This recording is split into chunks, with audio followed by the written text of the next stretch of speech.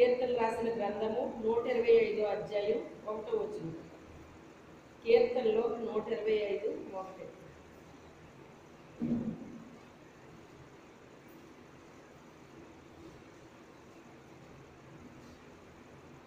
యెహోవా యందు నమ్మకించువారు కదలగా నిత్యము నిలిచి సీయోను కొండపై ఉండును. చాలండి. రామ నువ్వు కూర్చో. స్తోత్రం నాయన, స్తోత్రం తండ్రి, పరిశుద్ధుడా మీకు వందనాలు, స్తోత్రాలు తండ్రి. యేసయ్య ఈ సమయంలో నాయన ప్రభువా ఈ దివ్య వాక్యం ద్వారా మాతో మీరు మాట్లాడండి. ఈ వాక్యంలో ఉన్న గూఢమైన సంగతులు, రహస్యమైన సంగతులు, విరాజ్య మర్మాలను తెలియచెప్పు నాయన. జీవితాలు పరుగుపరిచి మాట్లాడుతండి నాయన. పరిశుద్ధాత్మ దేవుడు నేను కనబడకూడదు, మీరు కనబడాలి. నా స్వరం కాదు మీ స్వరం వినపడాలి తండ్రి. ప్రభువా మనం కలిసి బోధిద్దాం నాయన, కలిసి నా ప్రభువా నాయన ప్రార్థిద్దాం తండ్రి నాయన. పరిశుద్ధాత్మ దేవుడా మీరే కార్యం చెయ్యండి నాయన. ప్రభువా మీకే స్తోత్రాలు తండ్రి. ప్రతి చెవి తెరవబడును గాక, ప్రతి హృదయం తెరవబడును గాక, ప్రతి మనోనేత్ర వెలిగించబడును గాక. నీ పరిశుద్ధాత్మ కార్యాలు ప్రతి బిడ్డ హృదయంలో నాయన జరుగును గాక. ప్రతి హృదయంలో నీ వాక్యం ముద్రింపబడును గాక. వారన్నిటిని మర్చిపోకుండా నాయన ప్రభా వారి హృదయంలో నీ దివ్య వాక్యం ప్రతిధ్వనించాము తండ్రి.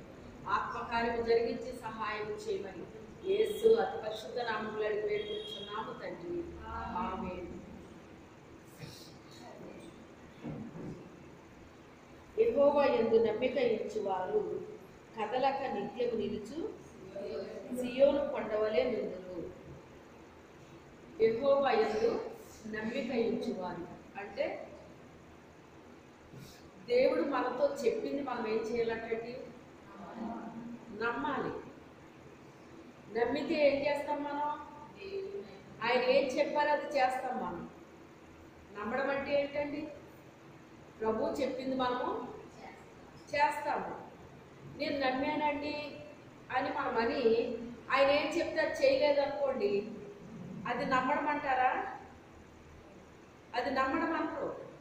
ప్రభు ఏది చెప్తే అది మనము వినాలి, నమ్మాలి, చెయ్యాలి. అంటే క్రియ కనిపించాలండి. క్రియ లేని విశ్వాసము. అది నేను నమ్మాను అని మనం చేయట్లేదు అనుకోండి, అది దేంతో సమానం అంటున్నాడు? చచ్చిన దానితో సమానం అని చెప్తున్నాడండి. మీరు నమ్ముతున్నారు కానీ అక్కడ ఏం కనబడట్లేదు, క్రియ కనిపించట్లేదు. అది మృతము అంటే చచ్చిన దానితో సమానము అని చెప్తున్నాడండి. యెహోవా యందు నమ్మిక ఉంచువారు ఎలా ఉంటారట? కదిలిపోరట అండి. పరిస్థితులు మనల్ని అటు ఇటు కదిలించేస్తూ ఉంటాయండి. కొన్ని పరిస్థితులు వచ్చి మనల్ని ఏం చేస్తాయి? కదిలిస్తారన్నమాట. కానీ ఆయన ఏం చెప్తున్నాడంటే ఆయన యందు మనం నమ్మిక ఉంచితేనంట కదలక నిత్యము నిలుచు. అప్పుడప్పుడు నిలుచు అని చెప్పలే, నిత్యము నిలుచు అంటే నిత్యము నిలబడాలన్నమాట అండి. నా యందు మీరు, మీ యందు నా మాటలు.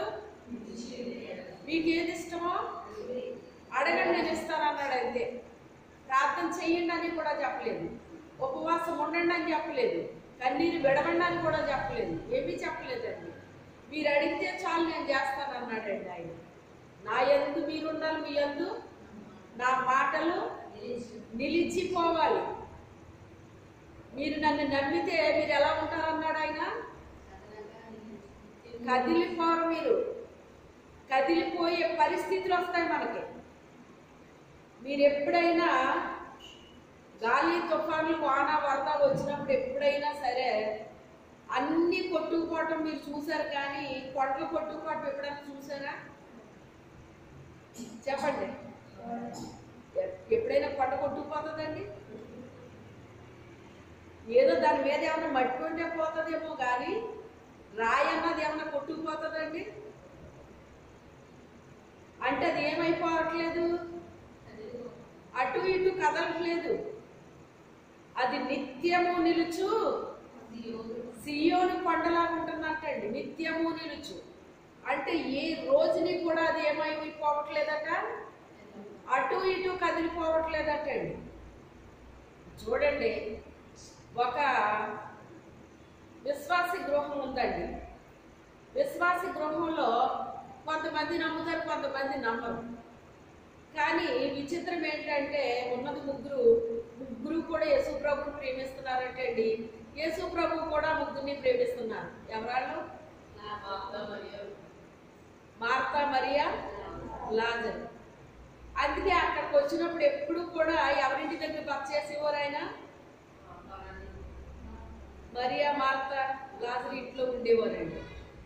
ఎందుకంటే మనము దేవుడిని ప్రేమిస్తాం కానీ దేవుడు మనల్ని ప్రేమించాలి కదా.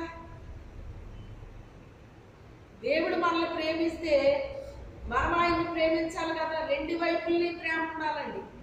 ఎటు ఉండాలి? ఒకవైపే కాదు, ప్రేమ రెండు వైపులు ఉండాలి. వీళ్ళు ఆయన్ని ప్రేమిస్తున్నారు, ఆయన కూడా వీళ్ళని ప్రేమిస్తున్నాడు. అందుకే వారి గృహంలో ఉండడానికి ఇష్టపడుతున్నాడండి. ఆయన వచ్చినప్పుడల్లా వాళ్ళ ఇంట్లోనే ఉంటున్నాడటండి. అయ్యా మా ఇంట్లో ఉండండి మీరు అని చెప్పంటే వాళ్ళ ఇంట్లో ఉంటున్నాడటండి. ఆయన వాళ్ళు చాలా బాగా చూసుకుంటున్నారన్నమాట. యేసు ప్రభు వస్తే యేసు ప్రభు కూడా జన్మతారా రారా, ఏ జనం వచ్చినా రాపోయినా ముఖ్యంగా ఎవరు ఉంటారంటే ఆయనతో 12 మంది శిష్యులు ఉంటారు. అంటే 13 మందికి ఏమి ఏర్పాటు చేయాలి ఇప్పుడు కదా. మొన్న మీరు భోజనం ఏర్పాటు చేసి ఎప్పుడు వచ్చారు?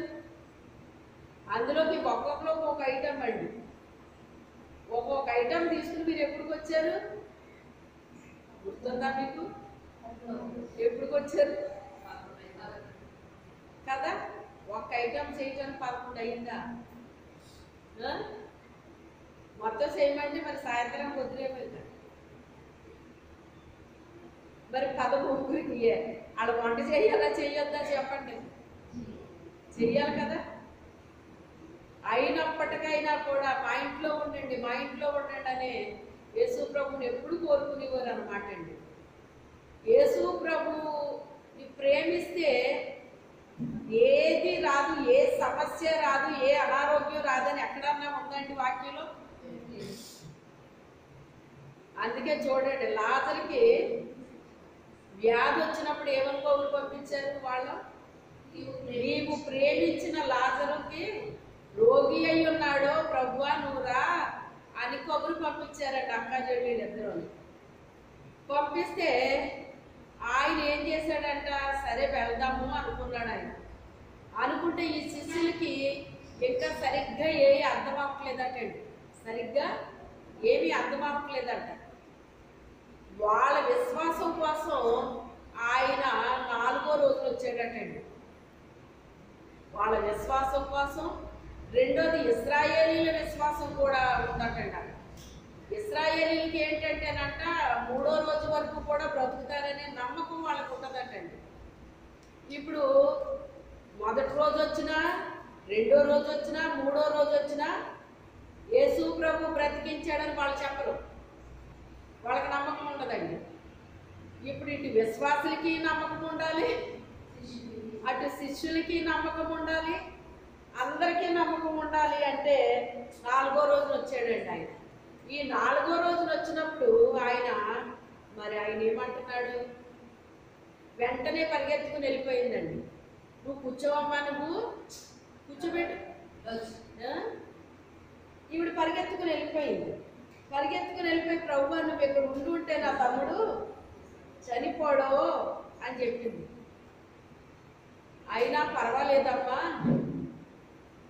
పునరుత్థానాన్ని జీవాన్ని నేనే, నా యందు విశ్వాసం ఉంచేవాడు చనిపోడో చనిపోయినవాడు బ్రతుకుతాడు అని చెప్పేసి అంటే, అవునయ్యా పునరుత్థానాన్ని బ్రతుకుతాడని తెలుసులే నాకు, నీవు రాబోయే క్రీస్తు కదా, అప్పుడు ఎదుగుతాడని తెలుసు నాకు అంటుంది. ఇప్పుడు ఎదుగుతాడంటే అప్పుడు ఎదుగుతాడంటుంది. అంటే ఇంకా నీ వల్ల వర్కౌట్ అవ్వదు కానీ మరి అక్కడ ఉంది అన్నాడు. ఇంటి దగ్గర ఉంది ప్రభు అని వెళ్ళి ఆమె పిలుచుకురా అన్నాడు. ఆమెను పిలిచేటప్పటికి ఆమె వెంటనే పరిగెత్తుకుని వచ్చేసింది అంటండి. వచ్చేసి ఆయన్ని చూసి ఆయన పాదాల మీద పడి ప్రభువా నీవు ఇక్కడుంటే నా తమ్ముడు బ్రతుకును అన్నది. అదేంటి మరియా, మీ అక్క అయితే ఎంతసేపు వంటల్లో ఉండేది, నువ్వేమో నా పాదాల దగ్గరే కూర్చునేదా, నువ్వు నేను చెప్పిన ప్రతి మాట నువ్వు విన్నావు ఆమె మాట్లాడిందో నువ్వు అదే మాట్లాడుతున్నావు ఏంటని కన్నీళ్ళు వచ్చినాయి అంటాడు. తెలియని వాళ్ళు మాట్లాడితే ఎవరు బాధపడరండి, తెలుసున్న వాళ్ళు మాట్లాడితే బాధపడతారు. అవునా కదా? ఎంత తెలిసి కూడా వీళ్ళు ఎలా మాట్లాడుతున్నారు ఏంటి అని బాధ వేసేస్తుంది కదండి. ఆయనకి కన్నీళ్ళు వచ్చినాయి అంట. కన్నీళ్ళు వచ్చినాయి కానీ ఆమె ఎప్పుడు యేసు పాదాల దగ్గరే కూర్చునేదటండి. పురుషులతో సహా స్త్రీలు కూర్చోకూడదటండి ఆ రోజుల్లోని. కానీ ఆవిడ పాదాల దగ్గరే కూర్చునేదటండి. ఎవరు ఏమనుకున్నా పట్టించుకునేది కాదంటండి. ఆయన నోట్లోంచి వచ్చిన ప్రతి మాటని ఆమె హృదయంలో భద్రం చేసుకునేదటండి. క్రియలో చూపించింది ప్రతిదీ కూడా, నోటి మాటతో కాదు క్రియలో చూపించిందంట ఆవిడ. అయితే విన్నయన్ని హృదయంలో భద్రం చేసుకుంది. సరే నీ తమ్ముడిని ఎక్కడ పెట్టారు అంటే రండి ప్రభు అని తీసుకెళ్ళారండి. ఇప్పుడు ఎందుకు అవి వచ్చిందేదో ముందు రావచ్చు కదా. ఎప్పుడు వచ్చినా మీ ఇంట్లోనే కదా విడుదలకి బాగా ఒడ్డు పెట్టేవారు కదా. మీకు ఎంత అయింది అంత అయింది, అలాగయింది ఇలాగయింది. మీరు ఎప్పుడు కౌరప్పారు, ఆయన ఎప్పుడు వచ్చాడు, ఇప్పుడేమో సమాధి దగ్గరికి అంటున్నాడు. ఏం చేస్తాడు ఇప్పుడు సమాధి దగ్గరికి వెళ్ళి ఆయన అని వీళ్ళేమన్నా ఊరుకుంటారండి మనుషులు? చెప్పండి, ఊరుకుంటారా? ఎందుకంట కుండేసిందంటండి. దాని కాకులు వచ్చి అసలే పుండుతో అది బాధపడుతుంటే కాకులు వచ్చి ఏం చేస్తున్నాయండి? మరి ఎలా ఉంటుందండి దానికి? మనుషుల మాటలు అలా ఉంటాయండి. ఎలా ఉంటాయి? అసలే వాళ్ళు ఏదో సమస్యతో బాధపడుతుంటే మళ్ళీ దాన్ని ఏం చేస్తున్నారు వాళ్ళు? ఇంకా బాధ కలిగేటట్టు చేస్తారన్నమాట అండి. ఇంకా బాధ కలిగేటట్టు చేస్తారు. ఈ సమాధి దగ్గరికి వెళ్ళే లోపల వీళ్ళు మాట్లాడిన మాటలకి నిజంగా అవిశ్వాసులు అయితే ఇంకా అవిశ్వాసంలో పోతారన్నమాట అండి. కానీ మరియకి నమ్మకం ఉంది ఆయన మీద. మరియకి ఏముంది? నమ్మకం ఉంది. ఎందుకంటే ఆయన దేవుని కుమారుడని నమ్మింది. ఆయన నిత్య జీవం కలిగిన వాడని నమ్మింది. ఆయన రక్షకుడని నమ్మింది. ఆయన ఏదైనా చేయగలడని నమ్మింది. ఆయన సర్వాధికారిని నమ్మింది. సర్వ సృష్టికర్తని నమ్మింది. ఇవన్నీ నమ్మిందండి ఆమె. అందుకే సమాధి దగ్గరికి వెళదామన్నాడంటే ఎందుకులే ప్రభు అని అనలేదండి ఆమె. మార్త అయితే వద్దు అన్నది కానీ ఆమె వద్దు అని అనలేదండి, వెళ్ళింది. ఈ లోపల దారి పొడుగునా వీళ్ళు అంటానే ఉన్నారు. వెంటుంది కానీ పట్టించుకోవట్లేదండి ఆమె. ఇంకెందుకమ్మా సమాధి దగ్గరికి? ఆయన నిజంగా మీ తమ్ముడు బ్రతికించేవాడైతే ఎప్పుడో వచ్చిన ఆయన మొదటి రోజే వచ్చింది. ఆ శిష్యుల్ని ఆయన బాగా మేపారు కదా మీరు అని అనరాని మాటలన్నీ అంటున్నారండి. అది ఖర్చు అని ఏనాడు పాపం వాళ్ళు అనుకోలేదు. వారు తింటేనే చాలు అనుకున్నారండి, సంతోషపడ్డారు. అయితే అక్కడికి వెళ్ళిన తర్వాత ఆ రాయి తొలగించండి అన్నాడు దేవుడు. ఎందుకంటేనంట మనుషులు చేసే పని మనుషులతోనే చేపిస్తాడటండి. దేవుడు చేసే పని దేవుడు చేస్తాడటండి. అది రాయి అనేటువంటిది ఎవరు పెట్టారు? మనుషులు పెట్టారు. ఇప్పుడు మనుషులు తీయగలరా లేదా? దాన్ని తీయగలరు. అందుకే మనుషులతో చేయించే పని మనుషులతోటే చేపిస్తాడటండి ఆయన. ఆయన చేసే పని మనుషులు చేయమండో, మనుషులు చేసే పని ఆయన చేయడండి. వాళ్ళు తొలగించమన్నాడట, తొలగించారు. లాజరు బయటికి రాని బిగ్గరగా పిలిచాడటండి. నెమ్మదిగా పిలిస్తే రాడా? ఒక్కొక్క చోట ఆయన బిగ్గరగా పిలిచాను, గద్దించాను, కేకలు వేసాను అని ఉంటుందండి. అన్నప్పుడు ఆయన కేకలేదు, అన్నప్పుడు ఆయన అరవలేదండి. దురాత్మల్ని ఎప్పుడు కూడా గద్దిస్తాడండి. వాటిల్ని గద్దిస్తాడు. మెల్లగా చెప్పరండి. దురాత్మలకి ఎప్పుడు తెలుపు అంటే వెళ్తుందండి. అది ఏం చేయాలి? గద్దించాలన్నమాట అండి. ఒక రోజు ఒక ఆమె ఇలా సాక్ష్యం చెప్పింది అన్నమాట అండి. దురాత్మ పట్టిన అతని దగ్గరికి వెళ్ళారంటండి ఇద్దరు సహోదరులు. ప్రార్థన చేద్దామని అతను మంచం పట్టేసి ఉన్నాడటండి. మంచం పట్టేసి ఉంటే ప్రార్థన చేయమని ఆ ఇంటోళ్ళు ఫోన్ చేశారంట. ఫోన్ చేస్తే వెళ్ళారటండి. వెళ్ళేసరికి అతను అసలు మంచం పట్టుకుని లేవట్లేదంట. అసలు లేవకపోతే ఈ మనిషి ఏం చేస్తుందంటే ఇంకో మనిషి కూర్చుని నిద్రపోతుందంటండి. ప్రార్థన చేద్దాం నిద్రమని అని చెప్పేసి అంటే ఆమెమో అలాగే కూర్చుని నిద్రపోతుందంటండి. ఈ రెండో మనిషి ఏం చేసిందంట, ప్రార్థన చేసి అతనికి వెళ్ళి నూనె రాద్దామని వెళ్ళిందంటండి. వెళ్ళేటప్పటికి అతని మీద నూనె వేద్దాం అనుకునేటాడు కంటే ఒక్క ఉదుటను లేచి ఇక్కడ తోస్తే గుమ్మ మీద పడిపోయిందంట. గుమ్మ బయట పడిపోయిందంటండి. మంచం మీద లేవలేనోడు ఎలా తోస్తాడంటే అతను తొయ్యలేదు.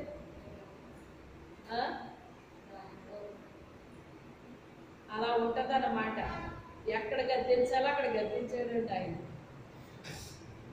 దేవునికి లోబడండి, అపవాదిని గద్దించండి, అప్పుడు వాడు మీకు లోబడి పోతాడు అంటాడు అన్నమాట. అయితే ఎప్పుడు గద్దించాలో అప్పుడు గద్దించాడు ఆయన. ఇప్పుడు లాజరు బయటికి రాని దగ్గరగా పిలిచాడు ఆయన. పిలిచేసరికి లోపల నుంచి బయటకు వచ్చేసాడు ఆయన. వీళ్ళందరూ ఏం చేశారు, కట్లు కట్టేశారు కదండి, ఆ కట్లు విప్పమన్నాడు ఆయన. విప్పేశారు. విప్పిన తర్వాత అతను వెళ్ళిపోనివ్వండి అన్నాడు. ఇప్పుడు అతను నడుచుకుంటూ వెళ్ళిపోతున్నాడండి. ఆ తర్వాత ఇప్పుడు అసలు చనిపోయిన లాజరు, సమాధిలో పెట్టిన లాజరు బయటికి ఎలా వచ్చాడు? యేసు ప్రభు రాలేదు వాళ్ళ ఇంటి మీద పడి తినేసాడు అనుకున్నాం, కానీ అసలు 4వ రోజుని ఎలా బతికాడు వీడు? 3వ రోజు వరకు అయితే బ్రతికే అవకాశం ఉంది, కానీ 4వ రోజున ఎలా బతికాడు? ఇది ఎలా సాధ్యమయ్యింది అని చెప్పి ఊరంతా కూడా ఏమైపోయిందండి, ఆ సాక్ష్యం వెల్లడైపోయిందండి. ఆ ఊరు నుంచి ఊళ్ళకి వెళ్ళిపోయిందండి. ఆ ప్రాంతాలన్నీ కూడా ఆయనకి మహిమాకరమైన సాక్ష్యం వచ్చేసిందండి. లాజరు అంటే ఆ ఇంట్లో మరి ఎప్పుడు కూడా లాజరు గురించి రాయబడలేదు. మార్త వంట చేసింది, మరి ఆయన పాదాల దగ్గర కూర్చుందని రాయబడింది తప్ప లాజరు గారు ఏమాత్రము కొన్ని సరుకులు తెచ్చాడు, వెళ్ళి వంట సరుకులు తెచ్చాడని కానీ, బజార్ చేసుకొచ్చాడని కానీ, ఏమన్నా చేసాడని కానీ ఎక్కడా రాయబడలేదండి ఆయన గురించి. కానీ ఇప్పుడు అతని జీవితం మారిపోయిందంటండి. అతనికి ఏనాడు సాక్ష్యం లేదు, అతనికి ఇప్పుడు ఏమొచ్చింది, ఒక నూతనమైన సాక్ష్యం వచ్చేసింది. నిజంగానే ఇప్పుడు అతనికి ఏమొచ్చింది, ఆత్మీయ శరీర జీవం వచ్చింది. ఇప్పుడు అది పాత జీవితంలో ఎలా ఉన్నాడో తెలియదు, కానీ ఇప్పుడు నూతనమైన జీవము అతనిలోకి ప్రవేశించిందండి. నూతనమైన సాక్ష్యం వచ్చేసింది ఇప్పుడు అతనికి. నూతనమైన సాక్ష్యం వచ్చేటప్పటికి అసలు సమాధిలోకి వెళ్ళాక నీ అనుభవం ఎలా ఉంది, అసలు నీకు ఎలాగుంది, నీకు ఏమనిపించింది అని చెప్పేసి అనేక మంది చూడడానికి వచ్చేసారటండి. ఎప్పుడు అతన్ని పలకరించిన వాళ్ళందరూ కూడా వచ్చి పలకరిస్తున్నారంట, వచ్చి అందరూ అతను చూస్తున్నారటండి. ఇప్పుడు అతని స్థాయి పెరిగిందనమాట. ఇప్పుడు అతను ఎక్కడ కూర్చున్నాడంటే ఎక్కడ కూర్చున్నాడండి, పస్కా పండగకి ముందుగా వెళ్ళిపోయారు కదా, ఎక్కడ కూర్చున్నాడు ఇప్పుడు అతను? యేసు ప్రభు పక్కన కూర్చున్నాడండి. ఎక్కడ కూర్చున్నాడు అంటే ఇప్పుడు అతని స్థానం ఏమైంది, హెచ్చింపబడింది అన్నమాట అండి. ఆయన పక్కన కూర్చున్నాడు. కూర్చుంటే వచ్చిన వాళ్ళందరూ కూడా అతన్ని చూడటమేనంట, అడగడమేనంట. ఇప్పుడు ఒక నూతనమైన సాక్ష్యం అతనికి వచ్చిందండి. అయితే ఈ కార్యం ఎలా జరిగింది? నమ్మడం వలన దేవుని మహిమని వాళ్ళు చూడగలిగారు. వాళ్ళు ఒక్కలే చూసారా? వాళ్ళ చుట్టాలు, బంధువులు, రక్త సంబంధులు, ఇరుగు పొరుగు, గ్రామస్తులు, ప్రక్క గ్రామస్తులు అనేక మంది చూశారండి. ఎందుకంటే వాళ్ళని అనేక మంది పలకరించడానికి వస్తున్నారట. ఎక్కడ పరిగెత్తుకెళ్ళిపోతుంది, ఇదేంటి పరిగెత్తుకెళ్ళిపోతుంది అంటే వాళ్ళ తమ్ముడి దగ్గరికి వెళ్ళి ఏడుదాకి పరిగెడుతుందేమో అని చెప్పేసి ఈ చుట్టాలందరూ కూడా వెనకాల వెళ్ళిపోయారటండి. వెళ్ళిపోయేటప్పటికి ఎందుకు ఎక్కడికి వెళ్ళింది ఇవిడి? యేసు ప్రభు దగ్గరికి వెళ్ళింది. వెళ్ళేటప్పుడు ఒంటరిగానే వెళ్ళారు, కానీ తిరిగి వచ్చేటప్పుడు ఎవరు వచ్చారు కూడా. మనము కూడా మన గృహాల్లో రక్షణ లేని వారి కొరకు రక్షణ ప్రార్థన చేస్తే అండి వాళ్ళు రక్షించబడతారండి. అప్పటి వరకు సమాధి జీవితాలు ఆడారు. సమాధిలో ఉన్న వ్యక్తి ఏ రీతిగా ఉంటాడో వాళ్ళు కూడా ఎలా ఉంటారో సమాధి జీవితాల్లా ఉంటారండి. జీవం ఉండదు ఆళ్ళలోని. జీవిస్తున్నానన్న పేరు మాత్రం ఉంది, కానీ నువ్వు మృతుడవే అంటున్నాడు ఆయన. కొంతమంది జీవిస్తున్నానన్న పేరు ఉంటుందంట, కానీ చచ్చిన స్థితిలో ఉంటారటండి. చచ్చిన స్థితిలో ఉంటారట. ఇప్పుడు ఇతనికి జీవం వచ్చింది, దేవుడికి మహిమ వచ్చింది. అక్కడ ముఖ్యంగా ఆమె నమ్మకాన్ని బట్టి అక్కడ కార్యము జరిగిందండి. మన జీవితాల్లో కూడా మన కుటుంబాల్లో కూడా ఎవరైతే రక్షణ లేకుండా ఉన్నారో వారి కొరకు మనం ఏం చేయాలండి? ప్రార్థన చెయ్యాలి. వాళ్ళకి జీవం వచ్చేంత వరకు, వాళ్ళ బ్రతికేంత వరకు, రక్షించబడేంత వరకు కూడా మనం ఏం చేయాలి? ప్రార్థన చెయ్యాలండి. ప్రార్థన అంటే కన్నీటి ప్రార్థన చెయ్యాలండి. వాళ్ళ కోసం, చచ్చిపోయిన మనిషి కోసం ఎలా ఏడుస్తారో అలా ఏడాలటండి.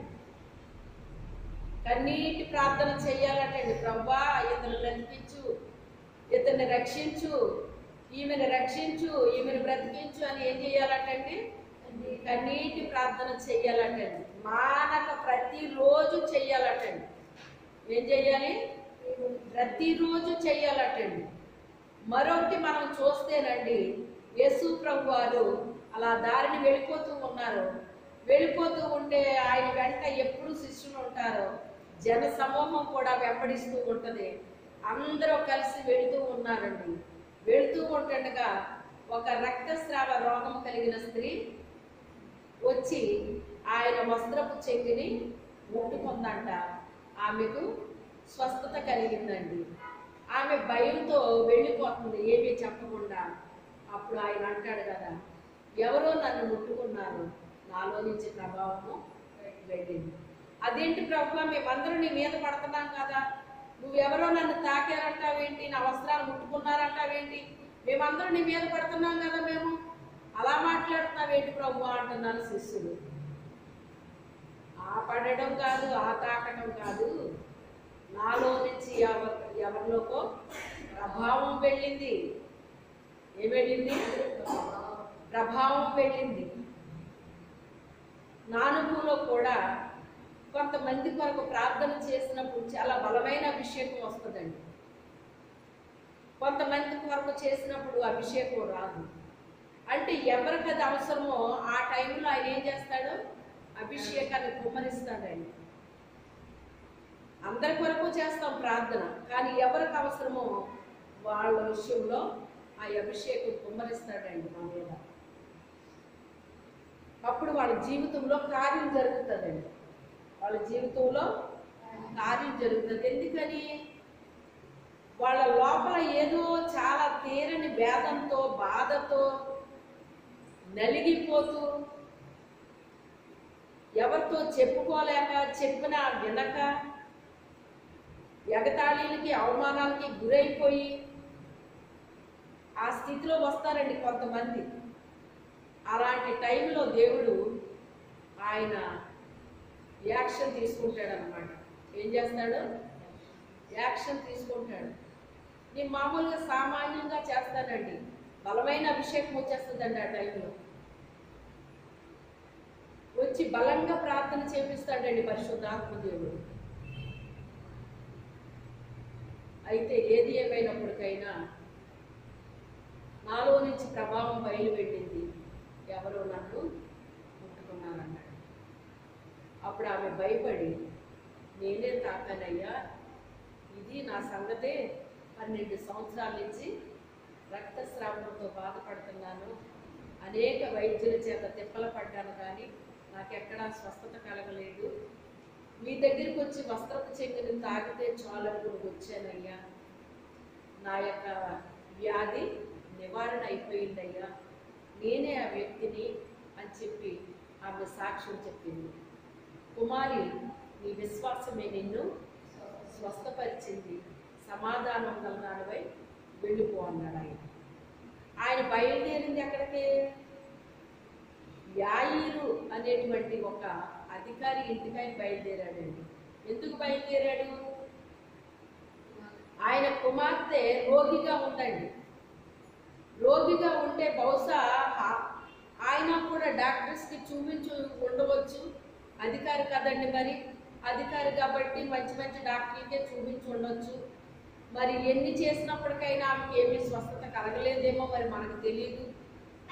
అయితే యేసు ప్రభు ఎలాగ చేస్తున్నాడనే విషయాలు ఆయన విన్నాడు. విని ఆయన దగ్గరికి వచ్చాడండి. ఒక అధికారే కానీ ఎవరి దగ్గరికి వచ్చాడు? యేసు ప్రభు దగ్గరికి వచ్చాడండి. వచ్చి, అయ్యా, నా కుమార్తె చావనయ్యి ఉన్నది, ఒక్కసారి నువ్వు వచ్చి ఆమెను ముట్టుకుంటే ఆమె స్వస్థత పొందుతుందయ్యా, ఒకసారి రండి అని పిలిచాడండి. పిలిస్తే ఆయన వెళ్తున్నాడు అన్నమాట.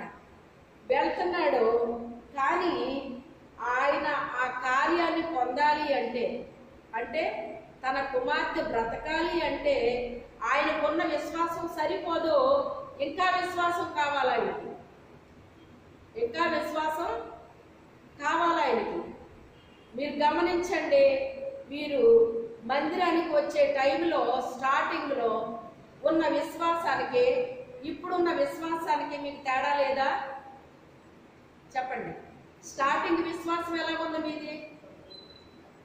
అలాగా రోజులు, నెలలు, సంవత్సరాలు గడిచే కొలితే మీ విశ్వాసం ఏమైంది? ఏమైందండి? పెరిగింది. ఏమైంది? ఎందుకు పెరిగింది? వాళ్ళ వీళ్ళ సాక్ష్యాలు చెప్తున్నారు. నా జీవితంలో ఇలా జరిగింది, నా కుటుంబంలో ఇలా జరిగింది, దేవుడు ఇలా చేశాడు అని అనేకమైన సాక్ష్యాలు మీరు ఏం చేస్తున్నారు? వింటున్నారు. వినటం వలన ఏం కలుగుతుంది? విశ్వాసం కలుగుతుంది. అది కూడా దేవుని గురించి వినడం వల్ల కలుగుతుంది. అంటే అనేకమైన సాక్ష్యాలు వినడం వలన విశ్వాసం పెరుగుతుంది. కానీ సాక్ష్యాలు వినకపోతే అంత విశ్వాసం ఉంటుందా? అంటే సాక్ష్యాలు వినే కొద్ది ఏం పెరుగుతుందండి? విశ్వాసం పెరుగుతుంది, నమ్మకం పెరుగుతుంది దేవుడి మీద. ఇప్పుడు ఆయనకి విశ్వాసంతోనే దేవుడి దగ్గరికి వచ్చాడండి. కానీ ఇప్పుడు తన కుమార్తె బ్రతకాలి అంటే కనుక ఇప్పుడు ఆయనకి ఏం కావాలి? ఇంకా విశ్వాసం కావాలి ఆయనకి. ఆ విశ్వాసం కావాలి కాబట్టి ఇప్పుడు అక్కడ ఒక సాక్ష్యం వచ్చిందండి. అక్కడ ఆమె సాక్ష్యం చెప్పకుండా వెళ్ళిపోదాం అనుకుంది, కానీ ఆయన సాక్ష్యం చెప్పించాడండి. మనం కూడా చూడండి, అనేకమైన మన జీవితంలో జరిగినాయి, మన కుటుంబంలో జరిగినాయి. దేవుడు నా జీవితంలో ఇలా చేశాడండి, నా కుటుంబంలో ఇలా చేశాడండి అని మనం ఏం చెప్తున్నాం? సాక్ష్యం చెప్తున్నామండి. అది అనేక మందికి ఉపయోగపడుతుంది. మందిరానికి వచ్చిన వాళ్ళకే కాదు, మందిరానికి రానటువంటి వాళ్ళకి, మన చుట్టాలకి, బంధువులకి, రక్త సంబంధులకి, ఇరుగు పొరుగు వారికి కూడా ఉపయోగపడుతుందా లేదా? అది ఏదైనా చెప్పాల్సి వచ్చినప్పుడు మా చర్చిలో ఇలాగ పలానా వాళ్ళకి ఇలా జరిగిందని మీరు చెప్తున్నారా లేదా? చెప్తున్నారు కదా. అంటే వాళ్ళు మన దగ్గరికి వచ్చారా? రాలేదు. కానీ ఇక్కడ చెప్పిన సాక్ష్యం ఎక్కడో ఉన్న మనిషికి వినబడితే వాళ్ళ విశ్వాసం ఏమవుతుంది? పెరుగుతుంది, నమ్మకం పెరుగుతుందండి. అమ్మో, వాళ్ళకి అలా జరిగిందా, అలా చేస్తాడా ఈ దేవుడు, అవునా అని వాళ్ళకు కూడా నమ్మకం వస్తుంది, విశ్వాసం పెరుగుతుందండి. ఇప్పుడు ఇతని విశ్వాసం ఏమైంది? ఇప్పుడు కళ్ళారా చూశాడు, మనిషిని చూశాడు, ఆమె చెప్పిన సాక్ష్యాన్ని విన్నాడు. ఇప్పుడు మనిషిని చూడకుండా విన్న సాక్ష్యం వేరు, మనిషిని చూసి విన్న సాక్ష్యము వేరు. అంటే కళ్ళారా చూశాడండి, చెవులారా విన్నాడండి. అంటే ప్రత్యక్ష సాక్షి, లైవ్ చూసినట్టే. ఇప్పుడు ఇది అయిపోయింది. అలా అని చెప్పేసి ఆయన వెళ్ళిపోలేదు. ఏంటి నేను రమ్మంటే వస్తుంటే మళ్ళీ మధ్యలో ఈ స్టోరీ ఏంటి, అసలే లేట్ అయిపోతుంది, మళ్ళీ ఈమెను సాక్ష్యం అడిగాడు ఏంటి, ఇంకా లేట్ అయిపోతుంది అని చెప్పేసి ఏమీ కంగారు పడలేదండి ఆయన. కానీ ఇంటి దగ్గర నుంచి ఒకటి వచ్చిందంట. ఏంటది కబురు? నీ కుమార్తె చనిపోయింది, ఇంకా ఆ బాధకు నువ్వు శ్రమ పెట్టవద్దు, నువ్వు వచ్చేయి, అక్కడ చేయాల్సిన కార్యక్రమాలు ఉన్నాయి కదా, నువ్వు వచ్చేయి అన్నారు వాళ్ళు. అంటే ఆయన యేసు ప్రభు వైపు చూశాడు. అయ్యా, నా కుమార్తె కొరకే కదా నీ దగ్గరికి వచ్చాను నేను, ఇప్పుడు ఇంటి దగ్గర నుంచి ఆమె చనిపోయిందని కబురు వచ్చింది, ఇప్పుడు ఏం చేయమంటావని అలాగా ఆయన వైపు చూశాడండి. ఆయన వైపు చూస్తే ఆయన అన్నాడు కదా, నమ్మిక మాత్రం ఉంచుము, నీ కుమార్తె చనిపోలేదు. అంటే ఇప్పుడు చనిపోయిందని చెప్పారు. ఇప్పుడు వాళ్ళు వచ్చిన వాళ్ళు ఏమని చెప్పారు? చనిపోయిందని చెప్పారు. చనిపోకుండా వచ్చి చనిపోయిందని చెప్తారా అండి? చెప్పరు. కానీ ఆమె చనిపోయిందని వాళ్ళు నిర్ధారణ చేసుకుని వచ్చి చెప్పారు ఇప్పుడు ఈయనకి. కానీ ఈయన ఏమంటున్నాడు? నమ్మిక మాత్రం ఉంచుము, నీ కుమార్తె చనిపోలేదు అంటున్నాడు. ఇప్పుడు ఏది నమ్మాలి? ఇంటి దగ్గర నుంచి వచ్చిన వాళ్ళ మాట నమ్మాలా, లేకపోతే ఈ బోధకుడి మాట నమ్మాలా? ఇప్పుడు ఈ బోధకుడి మాట నమ్మడానికి ఇప్పుడే అతను ఏం విన్నాడో, అసలు 12 సంవత్సరాల రక్తస్రావం స్త్రీ స్వస్థత పొందడం అంటే అది ఏమన్నా సామాన్యమైన విషయమా? అప్పటికే ఎప్పటికే అద్భుతమేనండి. అది సామాన్యమైన విషయమేమీ కాదండి. నా లైఫ్లో నన్నే ఆయన స్వస్థపరిచాడు. నేను 6 సంవత్సరాలు ఓవర్ బ్లీడింగ్ జరిగిందండి. 15 రోజులకు ఒకసారి వచ్చేసేది. ఆమెకు రక్తస్రావం ఎలా కొట్టాడు ఇది అని నాకు డౌట్ ఉందండి. అంటే డౌట్ అంటే అవిశ్వాసం కాదు, ఆవిడకి ఎలా తెలిసింది తగ్గిపోయిందని అనిపించిందండి నాకు. ఎలా తగ్గిపోయింది అని అనుకుంటున్నావా, నీకు డైరెక్ట్గా చూపెడతాను అన్నట్టుగా నాకు 15 రోజులకు ఒకసారి వచ్చేసిందండి. వచ్చేసి చాలా అసలు పాస్ పోసుకున్నట్టు అయిపోయింది అనమాట. అంత ఇంకా లేచి తిరిగి అంత ఏమీ ఉండేది కదనమాట. అలా ఇంచుమించుగా 5-6 సంవత్సరాలు నాకు జరిగిందండి. కానీ నేను ఒకటే ప్రార్థన చేశాను, 12 సంవత్సరాలు బాధపడిన ఆ స్త్రీని నువ్వు ముట్టి స్వస్థపరిచావు, నన్ను కూడా నువ్వు స్వస్థపరచగలవు ప్రభువా. నేనైతే హాస్పిటల్కి వెళ్ళి మందే నేనేం చేయను, నువ్వు నన్ను స్వస్థపరచు అని చెప్పేసి అలాగ అనుకున్నానండి. అనుకుని ప్రార్థన చేసుకుంటున్నాను. అలాగే బిడ్డలు ప్రార్థన చేస్తున్నాను. ఈ రీతిగా కొంతమంది అనేవారు, ఆపరేషన్ చేసుకోండమ్మా, గర్భసంచి చేసుకోండి అని. 2 మాత్రమే చెప్పారు, మీకేమీ ఆపరేషన్ పడదమ్మా, దేవుడే మిమ్మల్ని స్వస్థపరుస్తాడు, ఏం కాదమ్మా అని 2 చెప్పారండి. మిగిలిన చాలామంది నన్ను ఆపరేషన్ చేయించుకోమన్నారు. ఏది ఏమైనప్పటికైనా దేవుడే నన్ను హీల్ చేసేసాడు. హల్లెలూయా.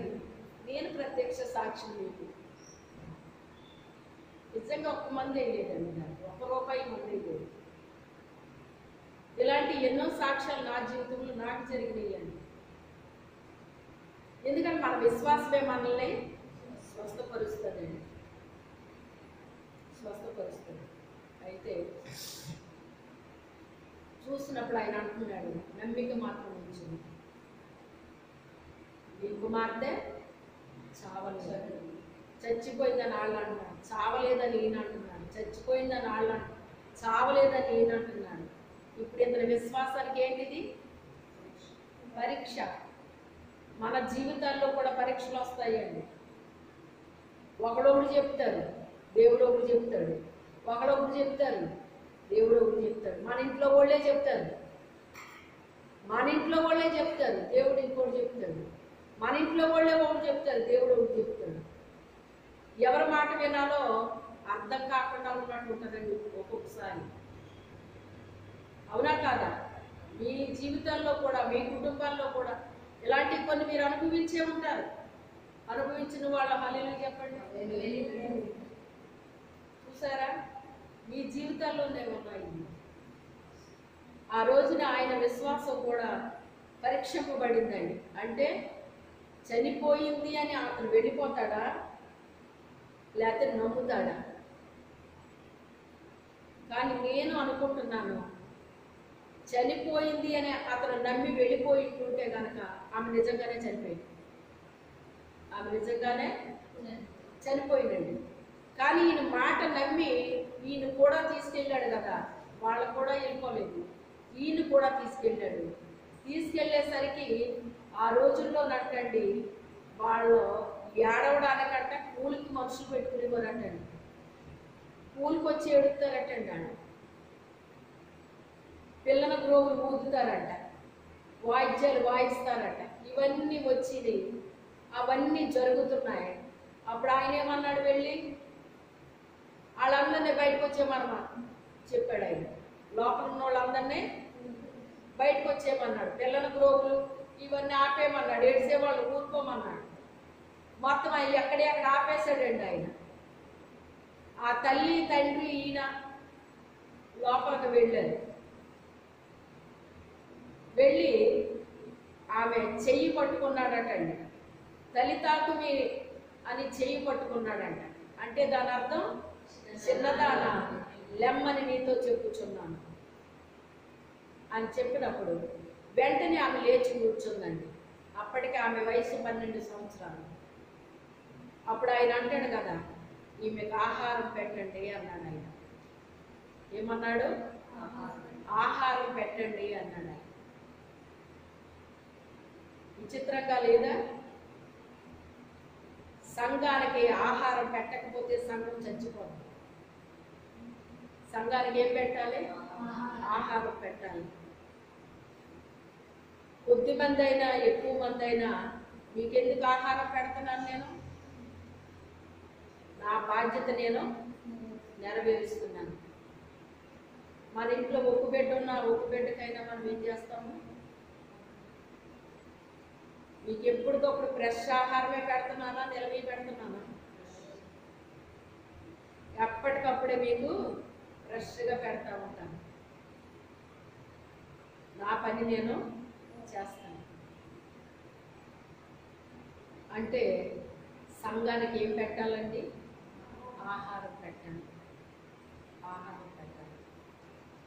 ఏది ఏమైనప్పటికైనా యెహోవా యందు నమ్మిక ఉంచువారు కదలక నిత్యము నిలుచు సియోను కొండలా ఉంటారంటండి. మన జీవితాల్లో కూడా దేవుని యందు ఏముంచాలి? మనం నమ్మకం ఉంచాలి. ఏదైతే దేవుడు మనకు చెప్పాడో దాన్ని ఏం చేయాలి? మనము నమ్మాలి. నమ్ముట నీ వలనైతే నమ్మువానికి సమస్తము సాధ్యమే.